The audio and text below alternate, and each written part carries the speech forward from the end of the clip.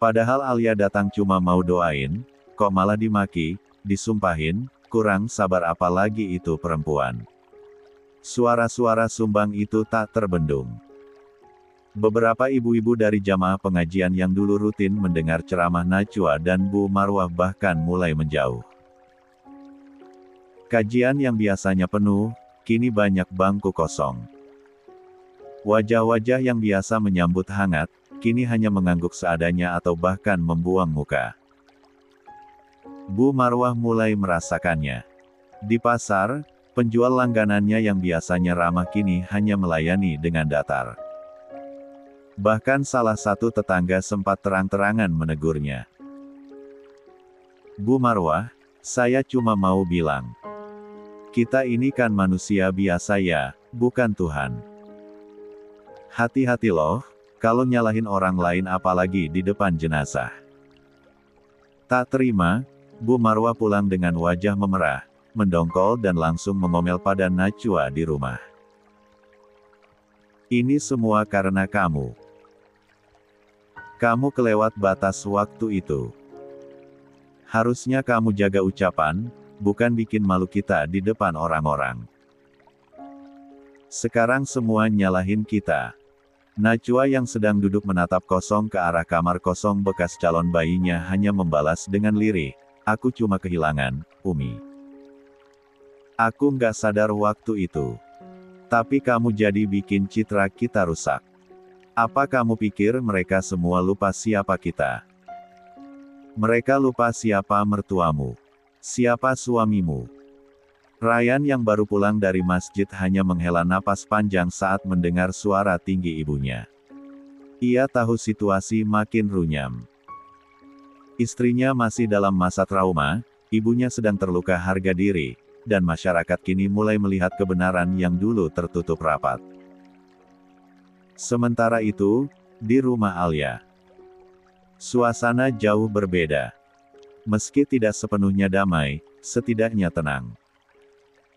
Baby Isa tumbuh sehat, dan tawa kecilnya mulai menghiasi pagi-pagi Alia. Namun yang membuat hati Alia tergetar bukan sekadar perkembangan anaknya, melainkan surat yang datang dari penerbit besar menyatakan bahwa naskah novel miliknya yang berdasarkan kisah hidupnya selama ini diterima dan akan segera diterbitkan secara nasional. Alia memeluk Isa, matanya berkaca-kaca. Nak, hidup kita mulai berubah. Tak lama setelah surat kabar menyatakan kabar baik itu, penerbit besar yang bekerja sama dengan Alia akhirnya merilis novel pertamanya. Judulnya sederhana namun kuat, Rahim yang Tak Diakui. Novel itu langsung mencuri perhatian publik. 13. Sampulnya menampilkan ilustrasi seorang perempuan berbaju syari, berdiri membelakangi arah, menatap cahaya samar di kejauhan sambil menggendong bayi. Tak ada nama penulis jelas di sampul depan, hanya inisial kecil, AK. Namun bagi orang-orang yang mengenal Alia, mereka tahu siapa penulisnya. Dalam waktu seminggu sejak dirilis, novel itu naik daun. Banyak yang menangis membaca lembar demi lembarnya. Cerita tentang seorang wanita yang dijodohkan dengan lelaki soleh, tapi justru dipoligami tanpa cinta, dihina mertua, dibakar cemburu madu, lalu bertahan, bangkit, dan memilih bercerai di tengah kehamilannya. Review-review positif membanjiri media sosial. Baru kali ini baca novel yang bukan cuma menyayat hati, tapi juga menyadarkan. Perempuan bukan hanya tempat untuk bersabar, tapi juga untuk dihargai. Saya nangis dari bab pertama. Penderitaan tokoh utama ini begitu nyata. Saya yakin, ini bukan sekadar fiksi. Kisah ini bukan hanya cerita. Ini suara dari ribuan perempuan yang pernah diremehkan dalam pernikahan yang seharusnya suci. Di tempat lain, Ryan duduk termenung di ruang kerjanya. Novel itu ada di tangannya, bersampul lembut dan harum tinta. Baru lah membelinya diam-diam lewat online dengan nama samaran. Ia bahkan menyembunyikannya dari Najwa dan ibunya. Tak ada yang tahu, bahwa malam-malam terakhir Ryan bukan lagi dihabiskan dengan mempersiapkan ceramah, melainkan membaca kisah yang sangat ia kenal. Kisah Alia. Di halaman ke-67, Ryan membaca. Saat aku berdarah-darah menahan kontraksi, dia tidak ada. Maduku juga butuh perhatian, katanya. Padahal aku sedang menanti kehidupan dan kematian. Tapi aku tetap diam, demi cinta yang bahkan sudah tidak utuh. Demi anakku yang akan lahir tanpa rumah yang utuh. Tangannya gemetar, ia menahan napas, memejamkan mata. Kalimat itu terlalu menusuk, karena dia tahu. Itu tentang dirinya. Di halaman ke-112, ia membaca. Mereka menyalahkanku atas segalanya. Padahal aku hanya mencintai suamiku, bukan merebut. Bahkan ketika aku dicaci, aku diam. Tapi diamku bukan tanda tunduk, diamku adalah penghormatan terakhir sebelum aku bangkit. Ryan menutup buku itu perlahan. Matanya memerah. Ya Allah! Bisiknya pelan. Malam itu, ia tak bisa tidur. Novel itu membangunkan nurani yang selama ini tertutup oleh dalih, aku suami, aku pemimpin, aku pemilik hak. Cuaca sangat cerah. Matahari bersinar lembut menembus tirai kamar. Di depan cermin, seorang perempuan muda tengah berdiri mematut dirinya. Balutan gamis Gusti Pink yang sederhana namun elegan jatuh anggun membingkai tubuh rampingnya. Sebuah pasmina dari bahan voal melilit leher dan kepalanya dengan rapi.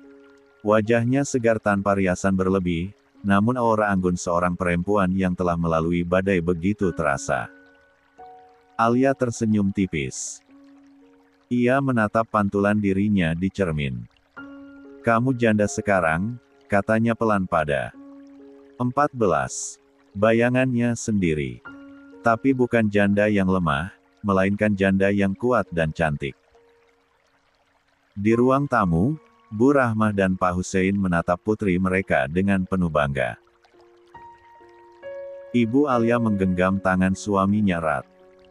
Perempuan sekuat ini lahir dari banyak tangis yang ia telan sendiri, Pak, bisiknya dengan mata berkaca. Pak Hussein mengangguk. Dia sudah jauh melampaui harapan kita. Alia mengecup kening putranya, Isa, yang sedang tertidur pulas di pelukan sang nenek. Titip Isa ya, Bu. Aku nggak lama kok. Iya, Nak. Fokus saja di acara hari ini. Jadilah inspirasi, ujar Bu Rahmah lembut. Di lokasi book signing. Acara penandatanganan buku yang digelar oleh pihak penerbit itu dihadiri puluhan pembaca fanatik novel, rahim yang tak diakui. Ruangan dipenuhi atmosfer kagum dan haru. Banyak perempuan muda datang membawa novel lusuh mereka dengan tanda stabilo di banyak bagian. Bahkan ada ibu-ibu berhijab menangis sambil berkata, saya merasa novel ini nulis hidup saya, Mbak Alia.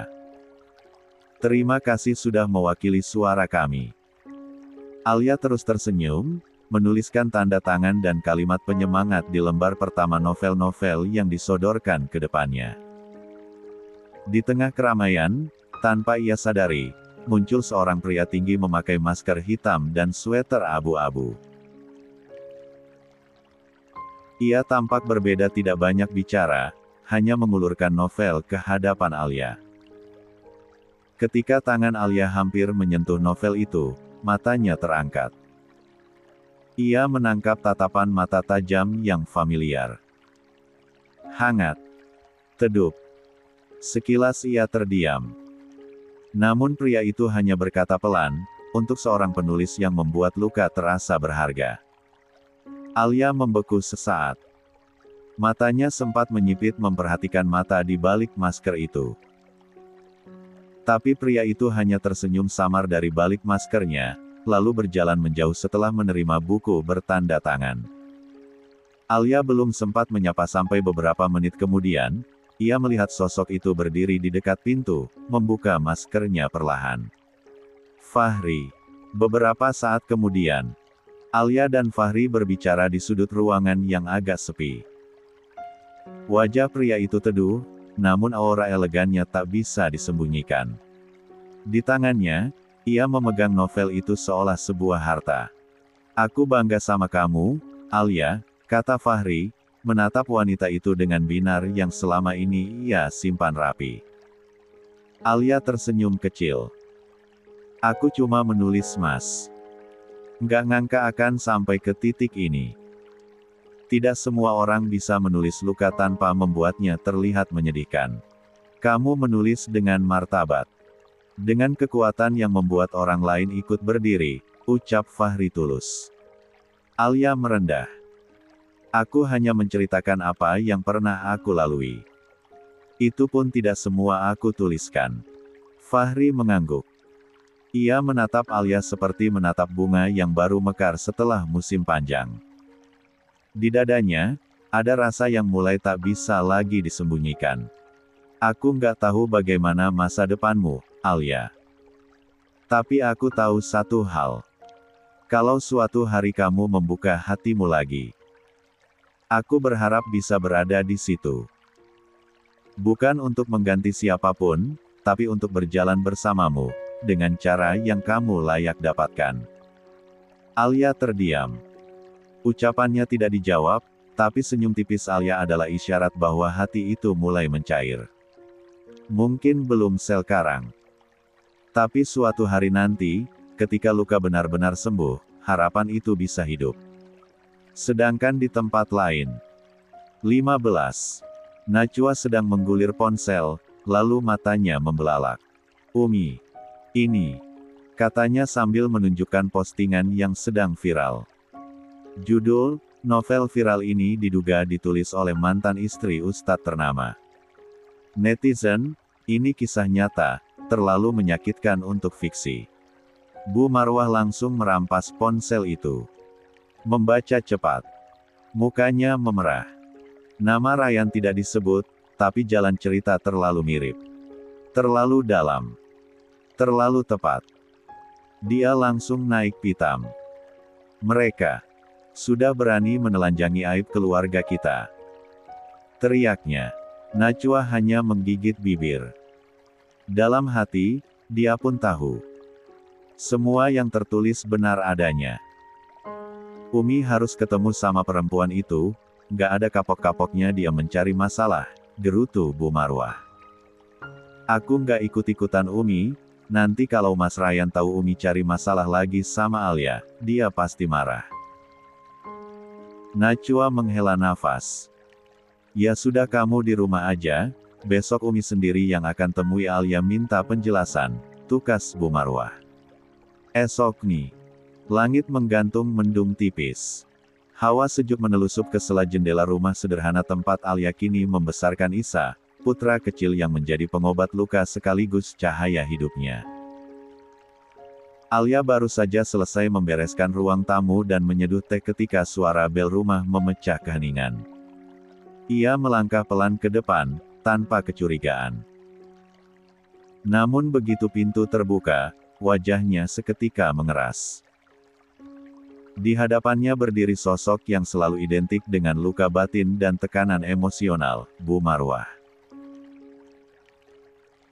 Perempuan itu tampak angkuh, mengenakan gamis berwarna gelap, dengan riasan yang biasa ia pakai saat mengisi kajian.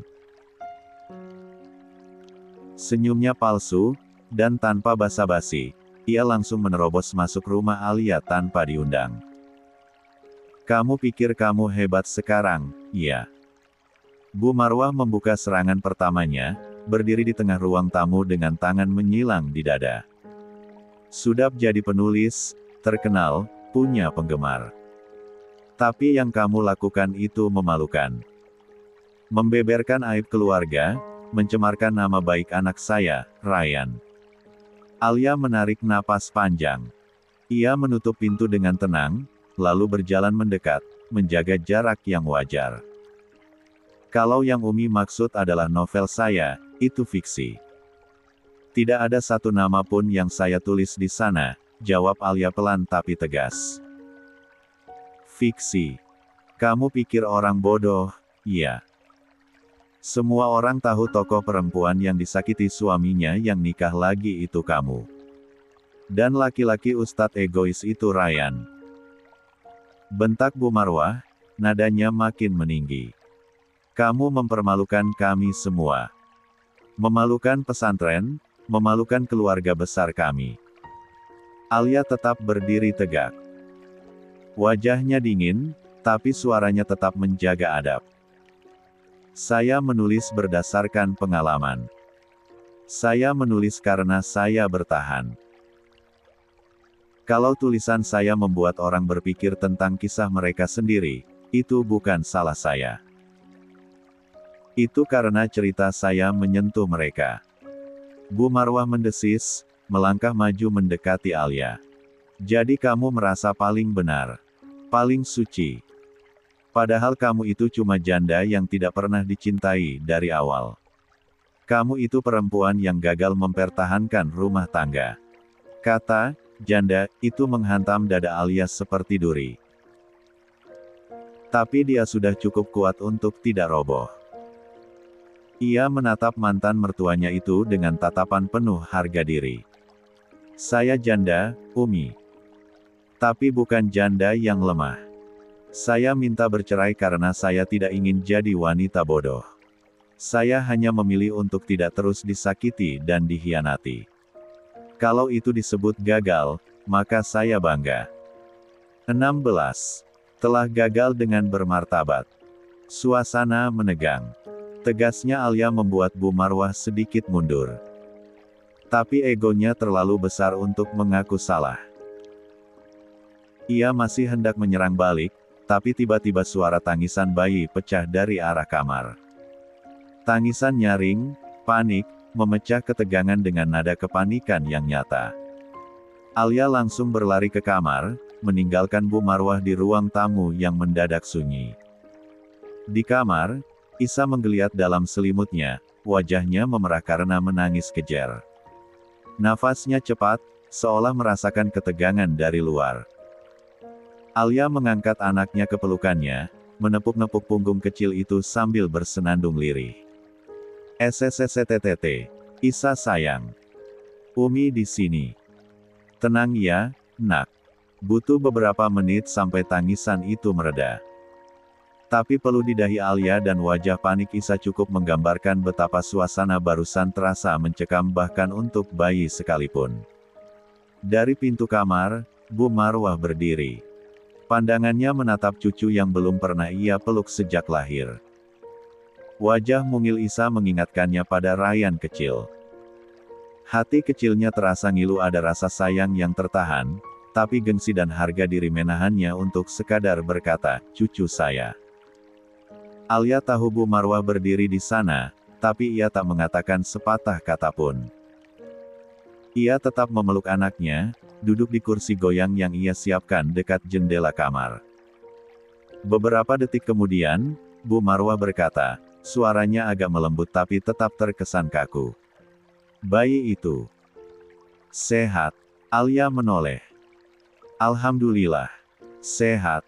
Dan saya pastikan dia akan tumbuh bahagia meski tanpa ayah. Ada jeda lama. Hanya suara burung dari halaman depan yang terdengar samar. Saya tahu kamu benci saya, ucap Bu Marwah akhirnya. Tapi kamu juga jangan ajarkan anak itu membenci keluarga ayahnya. Alia mengangkat wajahnya. Pandangannya tajam namun jernih. Saya tidak akan ajarkan dia membenci siapapun, Umi. Tapi saya juga tidak akan biarkan siapapun menyakitinya, bahkan keluarganya sendiri. Ucapan itu membungkam Bu Marwah. Ia terdiam lama. Ingin membalas, tapi tidak ada lagi argumen yang bisa menang dari keteguhan Alia. Beberapa menit kemudian, Bu Marwah berbalik dan keluar dari kamar tanpa pamit. Alia tak mengejarnya. Ia menatap Isa yang mulai terlelap kembali, menyeka sisa air mata di pipi anaknya, lalu mengecupnya penuh kasih. Satu hari nanti. Kamu akan tahu, nak, bahwa Umimu bertarung bukan hanya untuk dirinya, tapi untuk kamu. Untuk dunia yang harus lebih baik dari yang Umi lalui. Matahari sudah tepat di atas kepala, menyinari seluruh halaman rumah dengan cahaya yang terang dan hangat. Bau masakan sisa makan siang masih samar-samar tercium dari arah dapur, perpaduan aroma bawang tumis dan nasi hangat. Di teras depan, angin siang bertiup pelan, membuat tirai tipis di balik jendela bergoyang lembut. Suara ayam tetangga sesekali terdengar, bersahutan dengan kicauan burung gereja yang bertengger di kabel listrik. Suasana rumah lengang, hanya terdengar sesekali suara televisi dari ruang keluarga yang diputar dengan volume rendah berita siang atau sinetron ulangan. Sayang, tadi pagi Umi kemana? Kok aku ngerasa pas pulang dari luar tadi Umi kayak marah besar? Tanya Ryan. Anu mas. Najwa tampak gelagapan menatap Ryan yang baru keluar dari kamar mandi. Namun ia harus menjawab. Suaranya lembut, sengaja ia atur begitu. Umi bilang. Tadi pagi ke rumah Alia. 17. Langkah Ryan terhenti. Apa? Suaranya langsung meninggi. Najwa mengangguk. Iya, kemarin Umi bilang mau nemuin Alia, minta penjelasan soal novel yang dia buat. Ya kamu pasti tahu bagaimana Umi kalau bicara. Ryan mencengkeram handuk kecil yang masih menggantung di lehernya. Napasnya mulai tak beraturan, dan amarah perlahan naik dari perutnya ke dada. Ia tahu benar ibunya bukan tipe orang yang datang untuk menyapa manis, terutama pada Alia. Tanpa banyak bicara, Ryan bergegas keluar kamar dan langsung menuju kamar orang tuanya. Ia membuka pintu cukup keras, membuat Bu Marwah yang sedang duduk membaca majalah di atas tempat tidur terlonjak kaget. Umi ke rumah Alia tadi pagi? Tanya Ryan tanpa basa-basi, nadanya tajam. Bu Marwah menatap putranya, wajahnya menegang. Iya, memangnya kenapa? Dia menulis buku seenaknya, memalukan kita semua. Umi datang dan marah-marah lagi ke dia. Seru Ryan, emosinya meluap. Umi pikir dia nggak cukup terluka. Nggak cukup dihina. Umi sadar nggak, apa yang sudah dia lewati? Ryan, bentak Bu Marwah, wajahnya memerah. Kamu membela dia lagi. Setelah semua yang dia lakukan. Setelah buku itu. Dia menyindir kita di hadapan banyak orang. Dia menulis karena itu caranya bertahan, Umi. Ryan membalas dengan nada meninggi. Dan Umi tidak punya hak untuk datang dan mempermalukannya lagi. Bu Marwah berdiri, matanya berkaca-kaca. Tapi bukan air mata penyesalan, melainkan air mata ego yang tersinggung. Kamu nggak pernah paham perasaan Umi. Umi yang paling tersakiti di sini. Keluarga kita yang malu. Ryan menggeleng dengan kecewa. Umi bukan yang paling tersakiti. Tapi Umi yang paling menyakiti. Tiba-tiba, suara pintu kamar terdengar.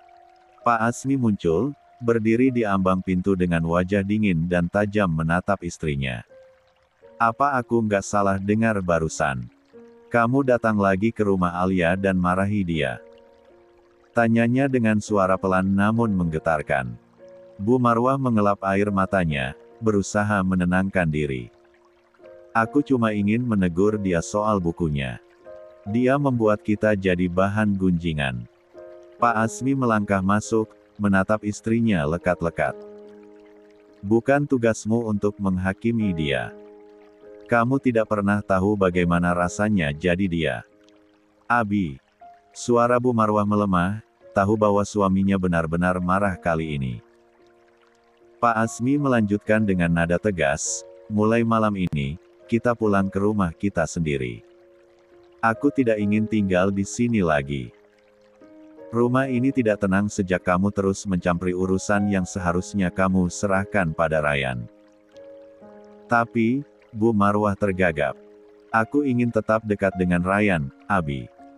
Aku hanya ingin memastikan Najwa tidak merasa sendiri. Cukup.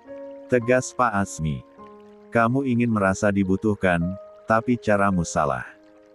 Kamu mengatur semuanya, menyakiti menantu pertamamu, bahkan ikut membuat anak kedua kita kehilangan cucunya. Memang bukan secara langsung, tapi mungkin karma atas tindakan kamu pada Alia. Ryan terdiam. Najwa yang mendengar dari luar hanya bisa membekap mulutnya. Ini pertama kalinya ia melihat ayah mertuanya bersikap setegas ini pada Umi Marwah. Ambil barang-barangmu. Kita pulang malam ini, tegas Pak Azmi sambil berbalik keluar. 18. Abi. Jangan begini. Umi. Umi cuma suara Bu Marwah tercekat. Tidak ada pembelaan. Ini keputusan, bukan permintaan, balas Pak Azmi tajam, tanpa menoleh. Bu Marwah duduk lemas di ranjang. Untuk pertama kalinya, ia benar-benar merasa kalah. Bukan oleh Alia, tapi oleh kenyataan bahwa dirinya telah kehilangan rasa hormat dari anak dan suaminya sendiri. Di luar kamar, Ryan masih berdiri dengan raut wajah yang campur aduk. Antara marah, kecewa, dan mungkin menyesal. 19. Malam menurunkan sunyinya dengan tenang di langit kota. Rumah yang biasanya hangat dan penuh aktivitas keluarga, kini terasa hampa. Keputusan Pak Azmi untuk membawa pulang Bu Marwah dari rumah anaknya itu seperti badai yang tak diantisipasi siapapun. Dengan wajah tegas dan raut kecewa yang tak bisa disembunyikan, Pak Azmi meminta Bu Marwah mengepak barangnya malam itu juga. Namun Bu Marwah, seperti biasa, tidak menerima perintah tanpa perlawanan.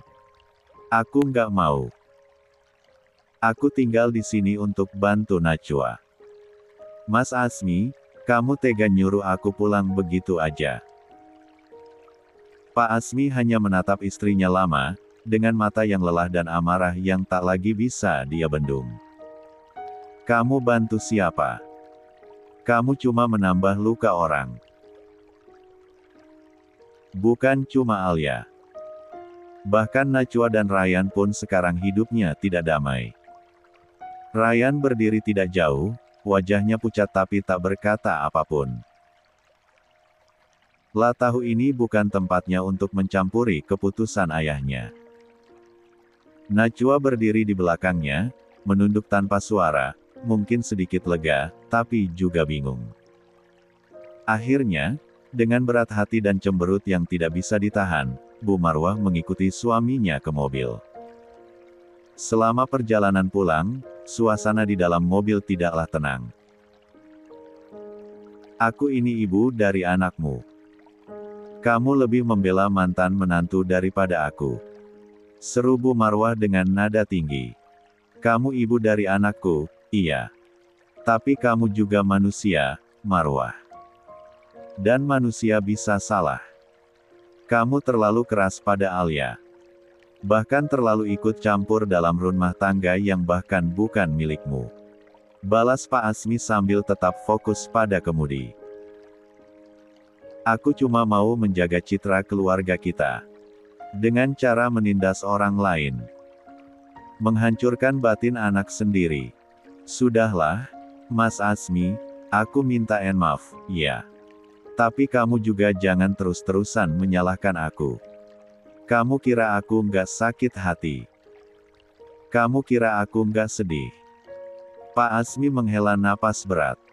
Kamu sedih. Tapi kamu tidak pernah memperlihatkan bahwa kamu mengerti rasa sedih orang lain. Malam semakin pekat, hujan turun perlahan. Pak Azmi yang kelelahan secara fisik dan mental, sempat hilang fokus sejenak. Sebuah mobil lain melintas dari arah berlawanan dengan kecepatan tinggi. Dalam sepersekian detik yang mencekam, mobil yang mereka kendarai kehilangan kendali saat menghindari genangan air yang licin. Suara dentuman keras mengguncang malam yang sunyi itu. Mobil menabrak pembatas jalan dan terguling ke sisi bahu jalan. Hujan turun semakin deras. Beberapa pengendara berhenti dan segera membantu. Sirene ambulans meraung 15 menit kemudian, dan dalam waktu singkat, Pak Asmi dan Bu Marwah dilarikan ke rumah sakit terdekat dalam kondisi tak sadarkan diri. Di rumah, telepon Ryan berdering dengan keras. Najwa yang tengah merapikan dapur terlonjak. Ryan yang baru selesai mengambil air wudhu segera mengangkatnya. Assalamualaikum. Waalaikumsalam. Ini dari rumah sakit. Bapak Asmi dan Ibu Marwah mengalami kecelakaan. Sekarang sedang dalam penanganan. Kami minta keluarga segera datang. Seperti disambar petir, Ryan menjatuhkan handphone di lantai. Najwa menjerit kecil saat melihat ekspresi pucat suaminya. 20. Mas, ada apa? Tanya Najwa panik. Ryan hanya menggeleng lemah, lalu memungut ponsel dan segera bersiap. Umi sama Abi. Ucap Ryan gemetar. Kenapa Umi sama Abi, Mas? Tanya Najwa. Melihat ekspresi suaminya ia menerka ada yang tidak beres. Mereka kecelakaan, aku harus segera ke rumah sakit. Astagfirullah. Aku ikut ya, Mas. Ryan mengangguk. Kita siap-siap sekarang. Rumah sakit. Di ruang IGD rumah sakit, suasana begitu tegang. Ryan berdiri di depan ruangan operasi sambil terus memanjat doa. Najwa berdiri di sampingnya, memegang tangannya erat. 1 jam kemudian, seorang dokter keluar dengan wajah serius. Ia membuka masker dan menghampiri mereka. Pak Asmi mengalami luka dalam di bagian dada, tapi kondisinya stabil. Beliau butuh istirahat total dan pengawasan beberapa hari. Namun apa, Dok? Tanya Ryan, wajahnya tegang.